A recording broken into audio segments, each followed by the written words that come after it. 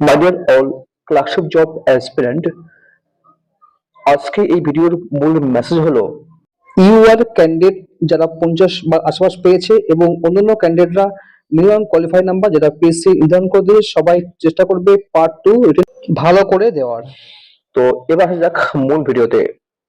আমি আগের একটি ভিডিওতে 2019-এর 27,227 ভ্যাকান্সির সাপেক্ষে রিটেন বা পার্ট টু তে গড়ে 60 মার্কস ধরে প্রিলিমসে মোটামুটি কত পেতে হবে বা পেতে হয়েছে তার একটি বাস্তব প্রমাণ প্রেজেন্ট করেছিলাম, সেখানে বলছিলাম যে কোশ্চেন যদি ডিফিকাল্ট হয়, ভ্যাকান্সি 7,000 বা এর কাছাকাছি থাকলে 5 নম্বর কমিয়ে ইউআরদের 65, OBC A 55, OBC B 55, SC 50 থেকে 55, এসটি 35 পেতে হবে।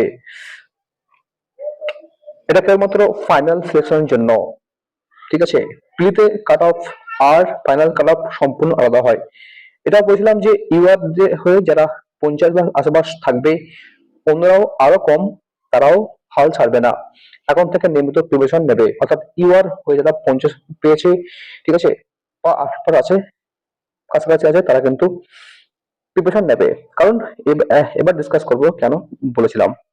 দেখো, ক্লার্কশিপে 2023-এ মোট 7,14,14,413 জন অ্যাপ্লিকান মানে অ্যাপ্লাই করেছে, মানে মোটামুটি 7 লক্ষ অ্যাপ্লিকান করেছে, অ্যাপ্লাই করেছিল।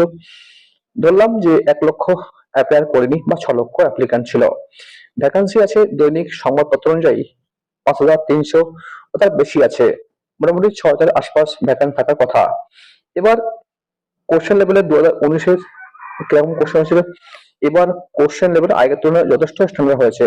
আর এই প্রশ্নপত্র যে সমস্ত স্টুডেন্ট ডব্লিউবিসির জন্য অথবা হার্ড পরিশ্রম করছেন বা করেছে, তারা মোটামুটি 60 থেকে 70 মার্ক অর্জন করতে পারে।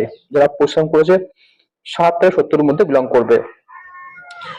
80-90 পাওয়া স্টুডেন্ট খুবই কম আর এই পরীক্ষায় প্রশ্নপত্রে, আর বেশিরভাগ স্টুডেন্ট 50 থেকে 60-এর আশপাশ থাকবে।